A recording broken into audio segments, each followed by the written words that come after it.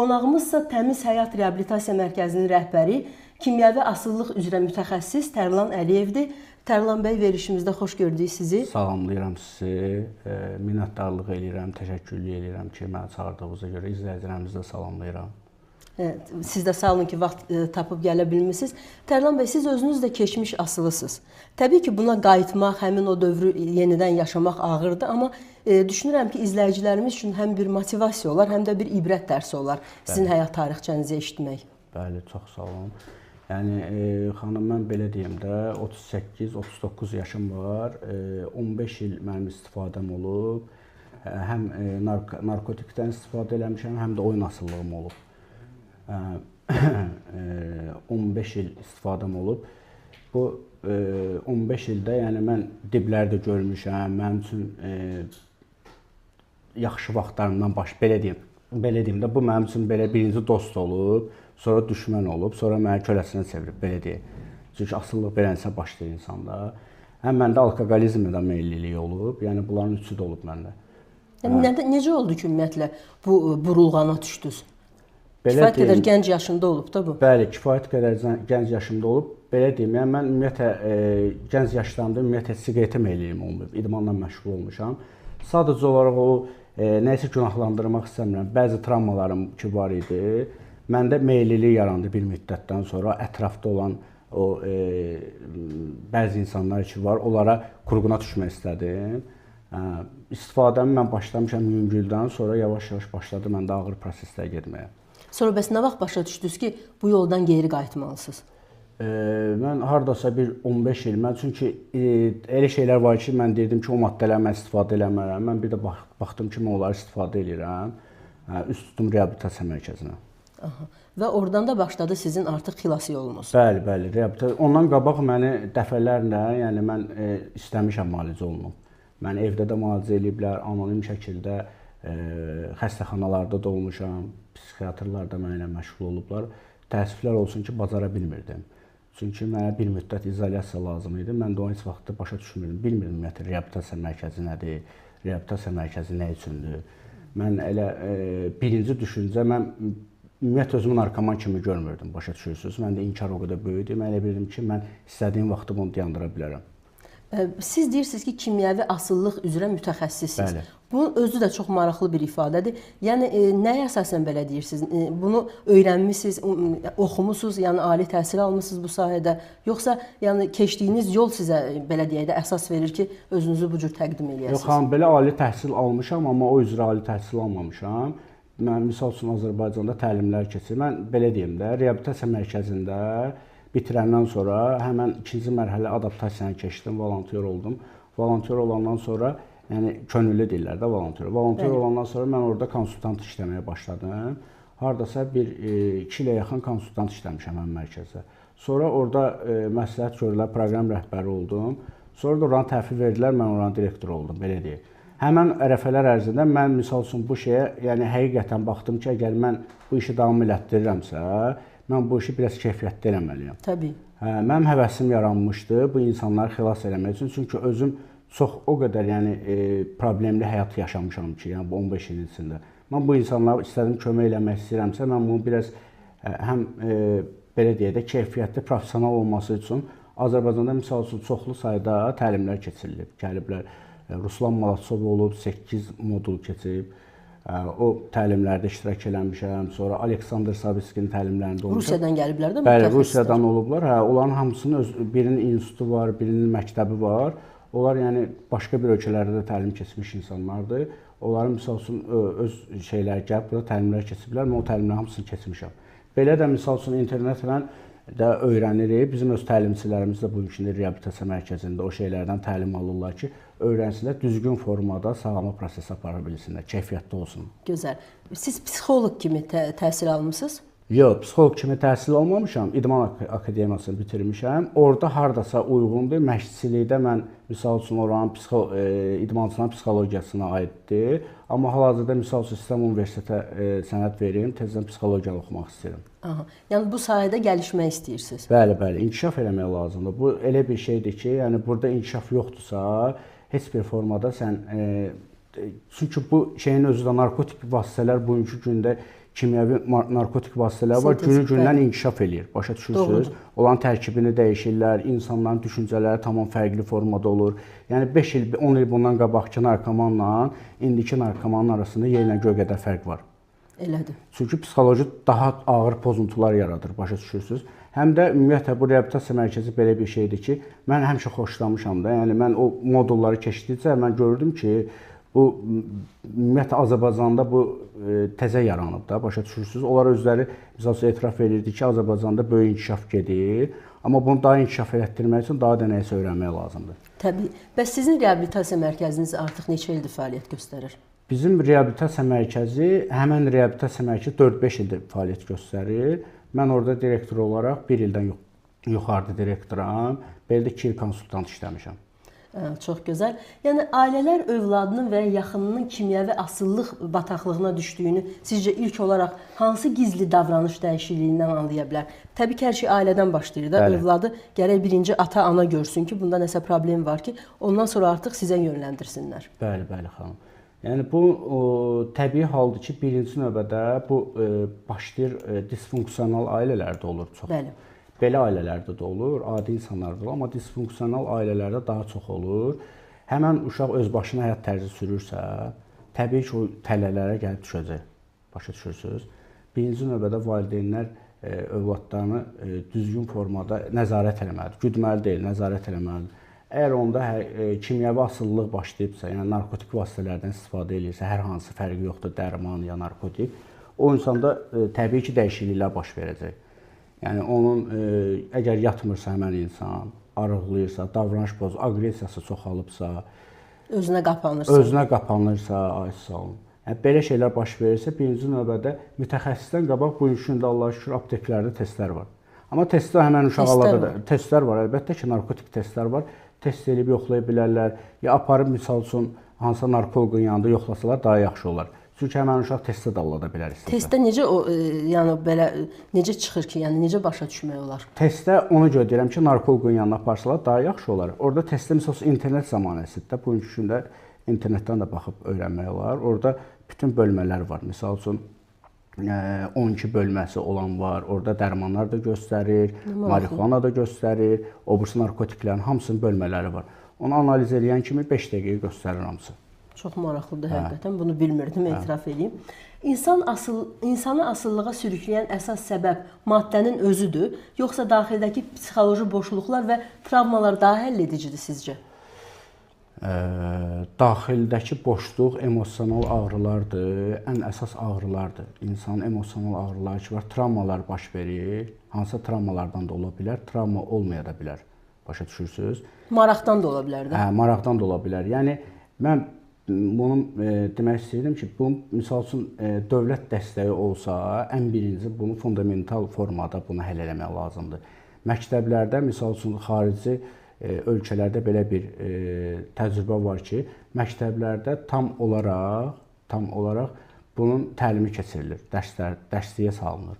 Uşağa açıq-aydın hamısı göstərilir ki, filan maddəni sən istifadə edirsən, sənin axırın hansı kino misal üçün formasında göstərilir, hansısa bir dərsləri keçir-keçir, psixoloqlar ya kimyəvi asıllıq üzrə mütəxəssislər təlimlər gəlib keçirlər, uşaqlara tam olaraq bunu baş salır. Misal üçün mən belə bir şey öz təcrübəmdə deyə bilərəm ki, elə uşaq var ki, ailədə çox tərbiyəli bir ailədə böyüyüb, ali təhsili də var. Ümumiyyətlə bu insan o narkotik sözünü eşitməyib. Başa düşürsünüz? Valideyn anlayıb, sakit ol, eşitməsin, bilməsin. Bu necə təsir göstərir? Gəlib düşür, misal üçün universitetə, hansısa bir qrupa gəlib düşür, heç bilmir onu olan şeydir. Bilsə bəlkə də eləməzdi. Başa düşürsünüz bu nə deməkdir? Yasaq alma həmişə şirin olur axı. Maraqlı gəlir. Gəlir düşür hansısa bir qrup ad günündədir. Deyirlər bir dəfə istifadə elə. Heç bilmir axı bunun məlumatı yoxdur.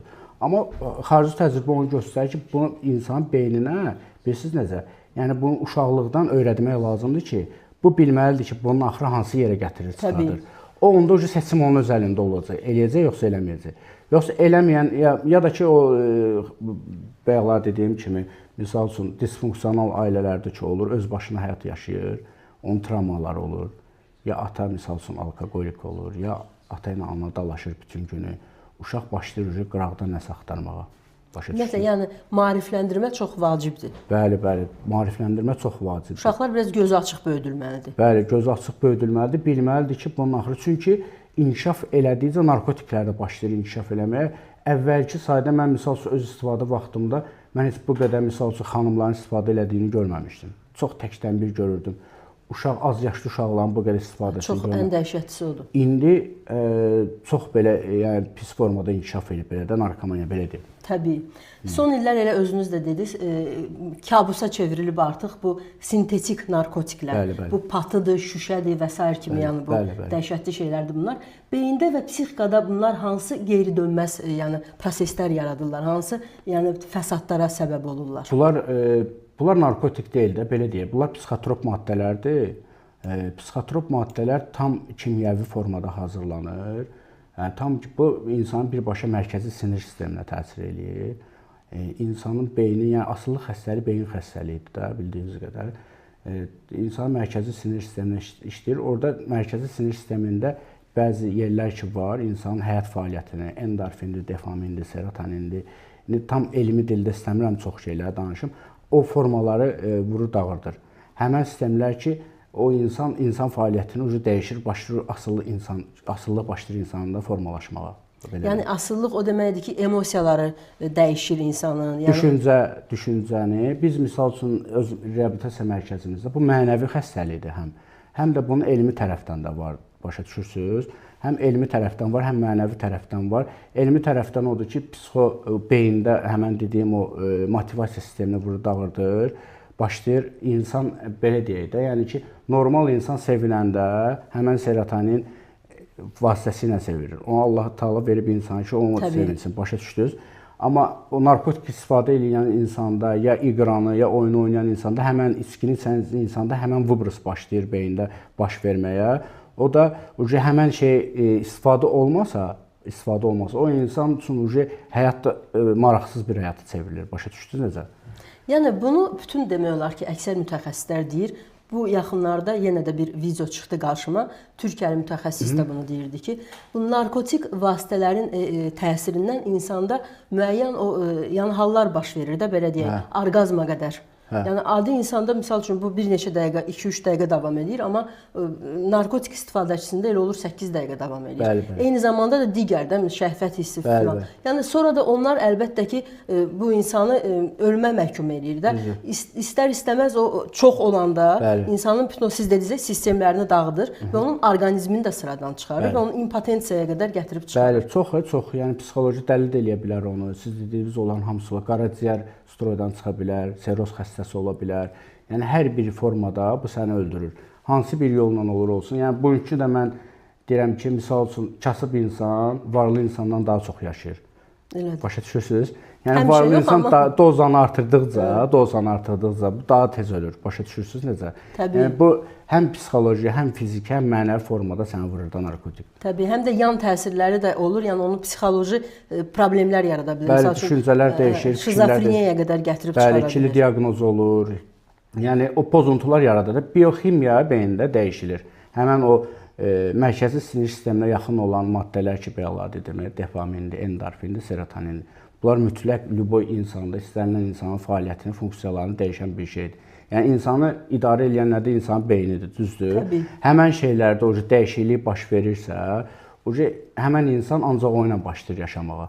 Adi biz fiziki asılılıqdan danışırıqsa, bir müddətdən sonra narkotik istifadə edən insan belə deyək, yəni benzini maşına tökməsə maşın getmir ki, düzdür? Elədir. Bu da elədir. Həmən insan narkotik istifadə eləməsə durub heç bir iş görə bilmir.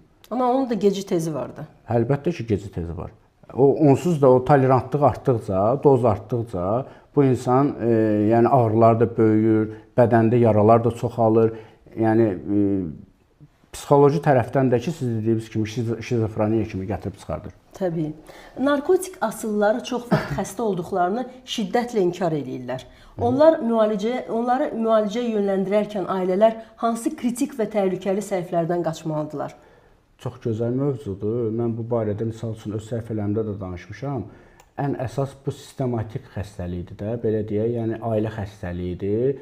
Bu təkcə həmən insan xəstə olduğu kimi öz davranışlarıyla valideynlərini də öz həmaslı eləyir də onları. Həmaslı eləyir. Əlbəttə ki, valideyn xilas təqsirkar roluna girərək düşür həmin insanın dalıycan istəməsə də belə həmin övladın kömək eləmək istəyirsə, dayı da onu bataqlığa aparır. Elədir. Başa düşürsüz? Yəni bu necədir? Misal üçün birinci növbədə mütəxəssislərə müraciət eləmək lazımdır. Həmin insanın misal üçün dayı da pul verib, misal üçün dayı da onun xəstəliyini inkişaf elətdirmək lazımdır. Misal üçün iqromaniyada belə bir şeydir ki, oyun asıllığıdır. Eyni mən belə deyirəm, bu alkoqolizmdir, iqromaniya, narkomaniya, bunlar üçü də bir-birinə bacı qardaşdırlar. Elədir. Bunlar eyni insanın beynində hansı proseslər gedirsə, asıllıq necə formalaşırsa, eyni üçündə də eyni o formadır. Sadəcə olaraq maddələr ayrı-ayrıdır. Təsəvvür eləyin ki, iqromaniyada heç bir maddə istifadə eləmirsən, amma asıllıq səndə şiddətli formada inkişaf edir. Ən ağır asıllıq elə odur deyilir. Hə, ən ağır asıllıq alkoqolizmdir, sonra iqromaniyadır. Başa düşdünüz? Yəni bunların inkarı böyük olur. Nəyə görə? Çünki narkomaniya biraz qeyri-legal sayılır, belə deyək də. Yəni necə bunu fikirləşir ki, beyin fikirləşir ki, mən legal iş görürəm də, gəlib mən hardasa işləyirəm. İstər-istəməz narkoman düşünür ki, xəstədir, amma alkoqoliklə iqroman çox gec bunu başa düşür. Alkoqolik fikirləşir ki, mən gedib dükandan alıram. Hamı içir, mən də içirəm. Mən içirəm, yeyirəm, içirəm. Eləsi var ki, gəlib misalsız deyir, mən ölmək istəyirəm. Sənə nə dəxli var? Mən yeyib içirəm, mənim həyat tərzim budur.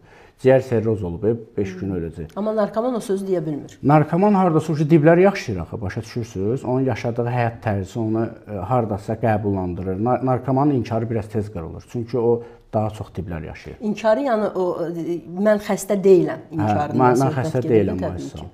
Narkomaniya bir anlıq iradəsiz seçimdir sizə görə, yoxsa insan ruhunu və bədənini tədricən əsir alan səssiz prosesdir? Detoks prosesindən sonra başlayan psixoloji acılıq mərhələsi nədir və niyə sağalma prosesinin ən riskli dövrü sayılır? Abstinent dövrü deyirik biz ona. Birinci detoks olunmalıdır. Əlbəttə ki, fiziki lomkalardan, ağrılardan çıxmalıdır. Bu hardasa biz belə deyək də 20-25 gün, uzağı bir ay davam eləyir. Ondan sonra siz dediyiniz kimi mənəvi psixoloji şeylər başlayır. İnkar mexanizmidir ki, həmin inkar mexanizmi qırılmalıdır ki, o insan qəbullanmalıdır ki, sağalma yoluna davam edə bilsin. Reabilitasiya prosesində əsas qurtuluş nöqtəsi harda başlayır? Düşüncənin dəyişməsində, yoxsa davranışda? Biz belə deyək də, bizim reabilitasiya mərkəzində həm 12 addım proqramı tətbiq olunur, həm Smart Recovery-dir, həm modullardır. Onların hərəsinin öz funksiyası var. Onlar qısaca o haqda danışasınız. Bəli, onlar niyə olmur ki? 12 addım proqramı daha çox mənəvi proqramdır. Bizim reabilitasiya mərkəzində 12 addım proqramı tətbiq olunur. Orada misal üçün 5-ci ayından sonra pasiyent başlayır, birinci addımı yazıb təhvil verib çıxır stajyor vaxtında. Həmən o 6 ayın ərzində 12 addımın dərsliyi keçirilir. Birinci addım nədir, ikinci addım nədir, birinci addım sənin ikinci addımını niyə hazırlayır, üçüncü addım nə üçün sənin həyatındadır. Onun kitabı var bizdə, o dərslik keçirilir. Sonra Smartda siz dediyiniz kimi davranış, düşüncə, Smart ona inanır ki, Smart proqramı daha çox elmi tərəfdəndir, başa düşürsünüz. Smart proqramında daxili motivasiyanı artırmaq üçündür. Plus orada sənə göstərir ki, sən davranışını dəyişsən, sənin düşüncələrin dəyişəcək. Birinci belə başlayır, davranış, düşüncə, nəticə. Yəni sən əgər nəyisə, carving planı biz deyirik ona, nəyisə eləməmişdən qabaq sənə alətlər verir Smart proqramı, onu 12 addım proqramı da verir. Sənə alətlər verir ki, sən istifadə istəyi sənə gələndən sonra ümumiyyətlə reabilitasiya mərkəzini biraz bilirsiniz necə, çoxsu elə qələmə verir ki, elə bir ki, balnitsadır, bura müalicə üçün. Xəstəxana deyil. Yox, reabilitasiya mərkəzi bərpa yeridir. Sən orada birinci növbədə fiziki, psixoloji, mənəvi formada sən bərpa olursan, orada sənə alətlər öyrədir sənə ki, sən həyat tərzivi, düşüncə tərzivi dəyişib, dəyişməsən, səndə sağalma getməyəcək. Sağalmağın yollarını göstərir sənə, sənə alətlər verir, instrumentlər verir. Həmən Smart proqramı da sənə misal üçün alətlər verir ki, sən motivasiyanı artırmaq üçün, ailəvin düzəlməyini istəməyin üçün, özünü istəməyin üçün alətləri öyrənib həyatında tətbiq eləməlisən, belə deyək. Demək ki, yan təsiri olan xəstələri siz qəbul eləmirsiniz də reabilitasiyaya. Axı orada siz onları müalicə eləmirsiniz? Bəli, təbii ki, biz onu qəbul eləyəndə mən baxıb görürəm ki, əgər ona reabilitasiya mərkəzi işləməyəcəksə, o insanda şizofreniya əlamətləri varsa, ikili diaqnozu varsa, biz onun valideynlə danışırıq, o ki, həkimlər baxmalıdır, psixiatrlar baxmalıdır. Sizin bəs öz reabilitasiya mərkəzinizdə psixiatrlar, psixoloqlar fəaliyyət göstərmir? Yox. Ya bəlkə əməkdaşlıq eləmirsiniz onlarla? Necə əməkdaşlığı? Bizim tanıdığımız psixiatrlar var ki, misal üçün biz psixi pozuntuları müəyyən eləyirik, biz valideynlərlə mütəmadi olaraq danışırıq, valideynlərə o dinamikasını ötürürük. Əgər bu insanda elə insan var ki, onda elə bir dəyişiklik varsa, psixoloji dəyişiklik, onu biz misal terapiya ilə bəzi şeylərin düzəliş eləyirik. Amma bəzi şeylər var ki, orada psixoloji pozuntular ki yaranıb, onu biz düzəldə bilmərik. Onu psixiatr müayinə eləməlidir. O da reabilitasiya mərkəzini bitirəndən sonra həmin valideynə tövsiyə edirik ki, övladı apar, psixiatrın yanına apar, o da məşğul olsun, daha keyfiyyətli olsun onu sağalmalı. Bəs aqressiv xəstələrlə necə psixoloqlar davranırsınız? bizim reabilitasiya mərkəzinə gəlirlər, kimyəvi asıllıq üzrə məsəl üçün təlim keçmiş psixoloqlar ki var, mən tanıdığım, sağ olsunlar, onlar gəlirlər uşaqlarla mütəmadi olaraq, qonaq kimi gələnlər də var, bizimlə əməkdaşlıq edənlər də var. Onlar da gəlirlər, təbii ki, psixoloqlar da bizə elə şeylər var ki, ailə travmaları var ki, onları psixoloqlar daha yaxşı bilirlər, onlar bizə orada da kömək edirlər. Bəs aqressiv xəstələrlə necə davranırsınız? Yəni biz belə gələn qonaqlardan da belə deyək, eşidirik ki, bəzi reabilitasiya mərkəzlərində zorakılıq tətbiq olunur xəstələrə qarşı. Siz bununla bağlı nə deyə bilərsiniz? Bilirsiniz, mən bundan belə deyə bilərəm ki, bu təcrübəsizlikdən əmələ gələn bir şeydir. Mən sizin o birisi verilişlərinizdə də baxmışam, bu haqqda danışıblar. Yəni bu misal üçün təcrübə elə bir şeydir ki, sən oturub onunla danışıb onu sağlam düşüncəyə qaytarmalısan. Əgər sən bu işdə işləyirsənsə, bu işi aparırsansa, bunun sən bacarığın olmalıdır. Bu bacarığın yoxdursa, bu şeyin yoxsa bu işlə ümumiyyətlə məşğul olmalı deyilsən. Əks təqdirdə təbii ki, elə olacaq. O da çünki asılıdır, bu da asılıdır. Nə olsun, bu sağalma yolundadır. O insanı düzəldə bilməyəcəksə, ona aqressiya göstərəcəksə, orada konflikt baş verəcək. Bunlar da hamısı ondan baş verir ki, misal üçün, baxırsan ki, 3 ay ayıqlığı var, 6 ay ayıqlığı var, çıxan kimi reabilitasiya mərkəzi açır, heç bir təcrübəsi yoxdur. O da təbii ki, aqressiya göstərəndə, bu da ona başlayır aqressiya göstərməyə. Amma onun, sən onunla asılı bir insana daha yaxşı başa düşür də. Təbii. O öz sağalma yolundadırsa, öz sağalmaq yolundan ona obratın svязlar belə deyirik də, verə bilirsə, geri dönüş eləyə bilirsə, o insanı qaytarmağı bacarmalıdır. Bacara bilmirsə, təbii ki, o şeylər baş verəcək. Yəni istənilən halda insana qarşı zorakılıq tətbiq eləmək olmaz. Təbii ki, olmaz. Bizim reabilitasiya mərkəzində təlimçilər, konsultantların 4 il, 5 il ayıqlığı olanlar var. Hamısı sağalma yolundadılar. Mən şəxsən özüm də onların da sağalma yollarını hamısına nəzarət edirəm. Yəni onların hamısı addımlarını da yazırlar, öz sağalma proseslərini də düzgün gedirlər. Gözəl. Siz özünüz neçə ildir artıq ayıqlıq dövrünüzü yaşayırsınız? Mənim 4 ildir ayıqlığım var. Mən ömrümdə ciddi dövrdür. Təbii ki, mən heç ömrümdə, yəni maksimumda belə dişimi sıxmışam 10 gün ayıq qalmışam. Onda mən birini digərinə əvəz eləmişəm. Çox adam deyir onu. Alkoqolizmi, narkomaniya ilə narkomaniya. Yəni 10 gün narkotik eləməmişəm, amma içmişəm də belə deyək. Oyun oynamışam. Yəni mən oyun da hətta oynamışam. Oyun mən demək olar ki, həyatımın ən o sferalar deyirik də, ən çox sferalarımı dağırdan oyun olub. Heç narkotikdən çox oyun olub. İqromaniya da olub. Dəhşət. Təmiz həyat mərkəzində pasiyentin bir günlük həyatı necə qurulur və bu ciddi rejim reabilitasiyada nəyə xidmət edir? Məncə elə də ciddi rejim deyil amma sizdə, yəni bildiyim qədər. Oynayırsınız da, topda oynayırsınız, söhbət də edirsiniz, amma yenə də ciddiyyət də var da hər halda. Yox, biz necədir? Biz bizim belə bir prinsipimiz var ki, nizam-intizamsız sağalmaq qeyri-mümkündür. Çünki biz bilirsiniz necə, yəni valideynləri aldada bilmərik. Başa düşürsünüz? Biz orada o şəraitdə yarada bilərik ki, elə hamı yatsın bütün günü, yesinlər, yatsınlar bütün günü. Biz sizə nizam-intizam qaydaları var da, günün qrafik cədvəli var, o qrafik cədvəlinə uyğun hərəkət olunur. İstirahət vaxtları da var, kitab vaxtları da var. Daha çox bizim məqsədimiz daha çox onlara informasiya ötürməkdir. Çünki onlar əsas, birinci o düzdür, nizam-intizamla o vaxtında yeyib, vaxtında yatmalıdır ki, onda fiziki bərpa getsin. Psixoloji tərəfdən də biz ona düzgün formada informasiyalar ötürməliyik ki, o bilsin bundan sonra həyat yaşayanda necə yaşamaq lazımdır ki, yenidən relaps başlamasın. Çünki bu asılılıqda ən çox riskli tərəf balaca kriz nöqtəsi olan kimi həmən insanın yenidən istifadəyə qayıtmasıdır. yenidən istifadəyə qayıtmamaq üçün nələr eləməlidir, onları öyrənir. O da nizam-intizam olmalıdır, başa düşürsünüz? Yəni nizam-intizamsız, mən belə deyim ki, mən misal üçün nizam-intizamsız bugünkü gündə 4 ilim olsa da belə başlasam həyat tərzi yaşamağa, məndə də o sırf prosesi başlayacaq. Bax elə növbəti sualımız da sırf relapsla bağlı idi. Yəni hansı təhdid edici, təhrik edici səbəblər buna səbəb olur ki, insan yenidən qayıdır narkotik istifadəsinə? Mən öz təcrübəmdən belə deyə bilərəm ki, birinci növbədə sağalma prosesi. Sağalma prosesindən aralaşan kimi orada çox şeylər var, nöqtələr var ki, sərhədlər var ki, ömürlük sərhədlər var. Mənim misal üçün özümün ömürlük sərhədlərim var. Mən istifadə elədiyim insanlarla ünsiyyət qurmuram. Baxmayaraq ki, bunun üçün də 4 il ayıqlığım var.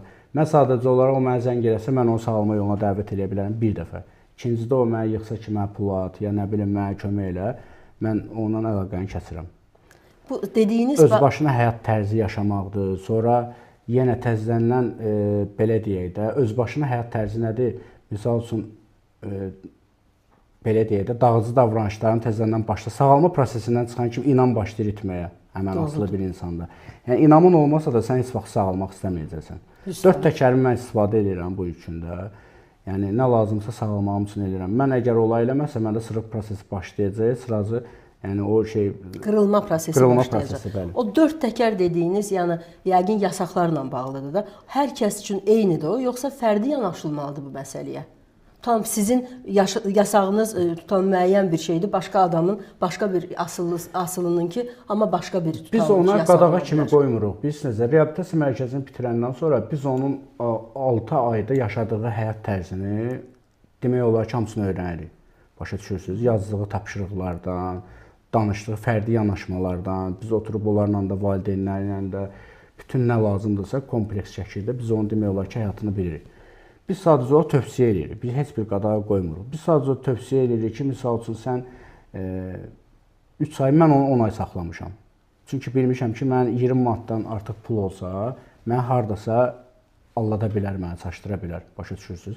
Biz misal üçün tövsiyələr... Pasiyenti 6 ay yox, 10 ay saxlamısınız? Yox, mən özümdə, məndə 3 ay qoyublar, 3 ay qoyub. Mən 10 ay saxlamışam, həmən o sərhəddir. 10 ay mən 20 manatdan artıq cibimdə pul saxlamamışam. Özünüzə arxayın olmamısınız? Hə, yəni o tövsiyədir, o qadağa deyil. O mərkəz sənə misal tövsiyə edir ki, istifadə olunan yerlərdən uzaq ol. Misal üçün içki olan yerlərdə olma. Sonra əgər maşınla sənin çoxlu istifadən olubsa, maşın sənin, çünki bu asılılıqda eyforik yaddaş deyilən bir şey var.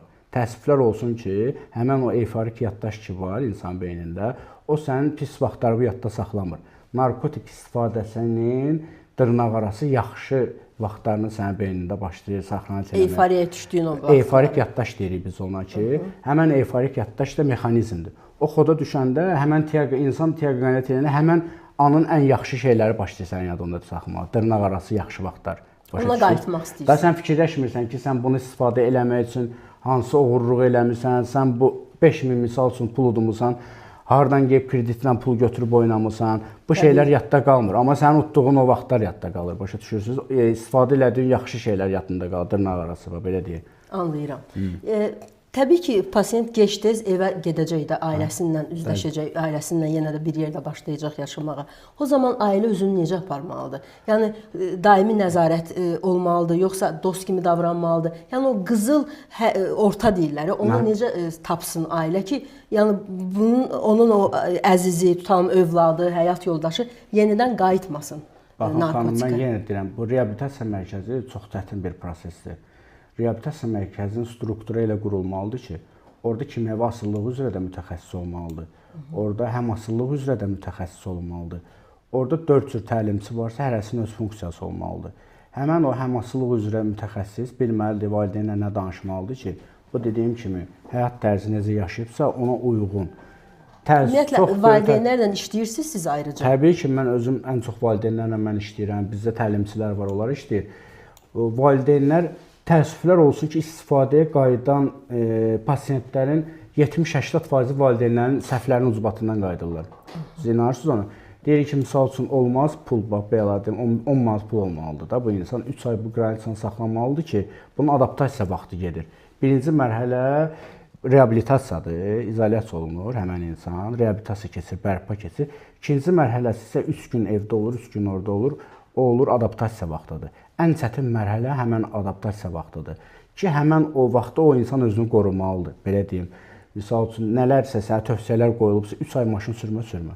Misal üçün 20 manatdan artıq pul olmaz, deməli olmaz. O çünki sənə konsultantlar məsləhət edir onu 3 gün. Sən çıxmamışdan qabaq. Başa salırlar hər şeyi. Amma baxırıq ki, misal üçün çıxır, mərkəzi bitirir, valideyn çıxardır 1000 manat pul verir ona ki, misal üçün get öz vəyin başa al. O da gedir. Təzədən bunda beyin öyrəşib baxır, həmin mexanizm başlayır xodlanmağa ki, mənim xilas edicim var. Başa düşdünüz? Şuurlu şəkildə də fikirləşir. Eləsi var ki, sağalmada biraz zaretkası var, düzgün sağalma prosesi gedib, şuursuz başlayır, şuur altı başlayır buna işləməyə. Ki, yenə eyni şeylər, proseslər baş verir.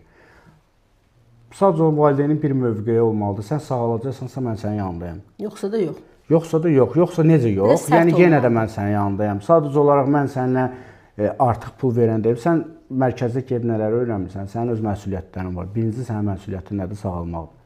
Sağalmaq üçün sən nələr eləyəcəksənsə, mən sənin yanında sənə kömək eləyəcəm. Olmayacaqsan, mən loridil dediyimdə oksigeni kəsəcəm. Yəni o pul verməyəcəm sən. Təbii ki, o qumarbazın ən böyük silahı nədir? Manipulyasiyadır. Lüboy formada imkan vermək olmaz. Mənə dəfələrlə valideynlər zəng vururlar. Baxıram ki, həqiqətən də çox acınacaqlı vəziyyətdədir. Ki, hər şeyini satıb valideyn. Bugünkü gündə hər yerə də borcu var.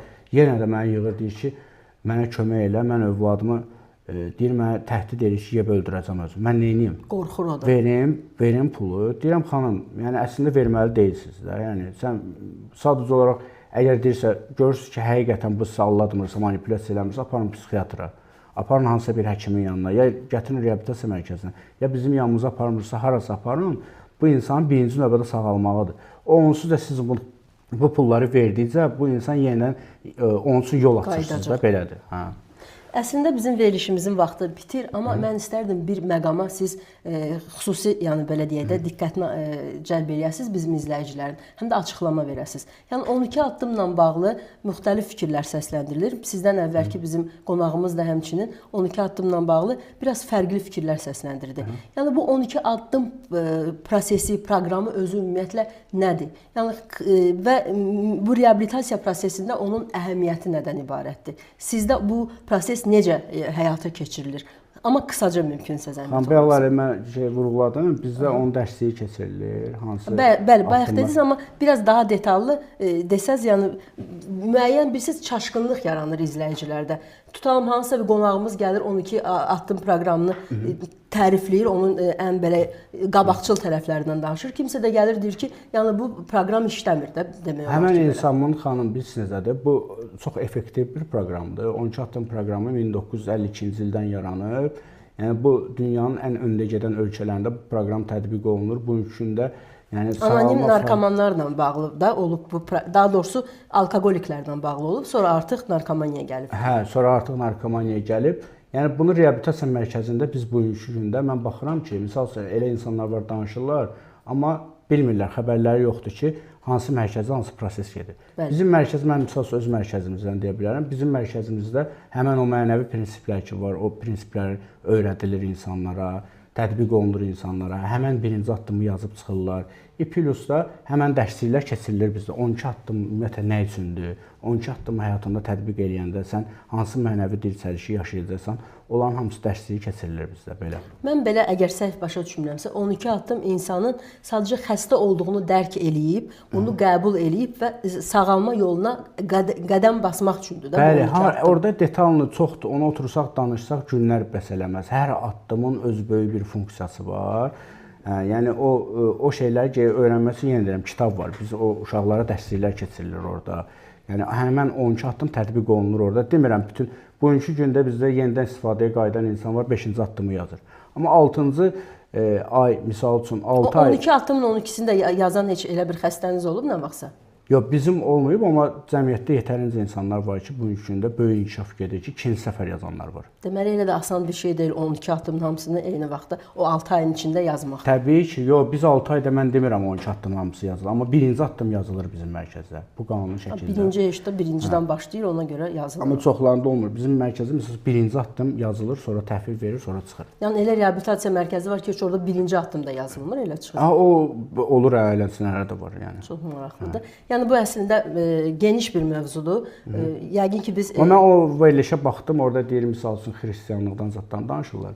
Yox, o bizim misal üçün mərkəzin qayda qanunları vardı. Evin öz qayda qanunu var. Dinindən, irqindən asılı olmayaraq. Yəni heç bir orada dini təbliğat getmir. Sizdə xristianlar da müalicə olunur, müsəlmanlar da müalicə olunur. Bəli, yəni heç bir dindən, irqindən asılı olmayaraq. Yəni biz orada heç bir şey aparmırıq da. Sadəcə olaraq ayrı seçkilik yox. Yox, heç bir təbliğat da getmir heç orada. Yəni orada sadəcə olaraq sənin mənəvi dirçəliş nədir, mənəvi prinsiplər nədir, mənəvi yolda 12 addım. Bunu göstərir, onları yazırlar və salam. Gözəl. Və sonda hazırda bizi izləyən, narkotik asılılıqdan əziyyət çəkən, belə deyək, gənclərə, insanlara və onların ailə üzvlərinə sonuncu sözünüz də, yəni bu veriliş üçün əlbəttə ki, sonuncu sözünüz, sonuncu mesajınız nə olardı? Ümidlərini heç vaxt itirməsinlər. Yəni sağalma var, yetərin qədər Azərbaycanda sağalan insanlar var. Düz yenidən bu istifadəyə qayıdan insanlar da var. O bəzi hallarda ümidsizlik yaradır valideynlərdə. Sadəcə olaraq düzgün, mən öz mərkəzimizi ümumiyyətlə demirəm, düzgün formada mərkəzi yerləşdirmək lazımdır. O bəladedici, o yerə qayıtmaq üçün zorakılıq. Yəni harası qoyursansa övladı bu. Sən orada gəlib birinci növbədə orada kimlərdir təlimçilər, onlar sağalırlar, sağalmırlar, həmin evin rəhbəri kimdir, nə fəaliyyət göstərir, onun haqqında yoxsa elə qıraqdan qırağa eləyəndə ona görə belə olur. Təbii. Yəni sözüm odur ki, birinci növbədə əgər mütəxəssislərə müraciət etmək lazımdır. Psixoloqlarımız da var yetərin qədər, psixiatrlarımız da var bu sahədə. Bir də reabilitasiya mərkəzləri var ki, öndə gedən reabilitasiya mərkəzləri şükür Allaha ki, çoxdur Azərbaycanda. Araşdırıb yerləşdirsinlər, sağalsın övladlar. Təbii. Və heç kəs də unutmasın ki, reabilitasiya təkcə maddədən uzaqlaşmaq deyil. Bəli. Bu birinci növbədə insanın özünə qayıdışıdır. Yenidən xarakterini qurmağıdır. Təbii ki, inkişaf eləməlidir. Yenidən cəmiyyətə onu elə bil ki, qaytarırsan, onu cəmiyyət yenidən qazanır. Təbii ki, proqram olsa sənə deyir ki, sən istənilən o proqramlar ki saydım, istəyir moduldur, istəyir smartdır, istəyir 12 addım proqramıdır. Bunların hamısı sənə deyir ki, sən inkişaf eləməsən, dəyişilməsən, sən dəyişməsən, sənin davranışların da dəyişməyəcək. Başa düşürsünüz? Təbii. Sənin davranışların dəyişmirsə, sən yenidən istifadəyə qayıtmaq riskin böyükdür. Başa düşdünüz? Onun üçün də mütəmadi olaraq inkişaf eləmək lazımdır. Doğru zamanda doğru addım atmalısan, gecikməməlisən. Bəli. Gecikmək ölümə bərabər ola bilər. Bəli, təbii. Tərlan bəy, çox sağ olun ki, gəldiniz. Sağ olun. Bu faydalı söhbətinizə görə də təşəkkür edirəm. Çox sağ olun. Sizə fəaliyyətinizdə uğurlar diləyirəm. Çox Ümid edirəm ki, ən tez zamanda arzunuza qovuşacaqsınız. Psixoloq kimi təhsil alacaqsınız. İnşallah. Minnətdaram sizə. Sizə də çox sağ olun. Məni çağırdığınıza görə. İzləyicilərimizə hamısına çox sağ olun. Siz də sağ olun. Sağ olun, sağlıqla qalın. Növbəti efirlərdə görüşərik.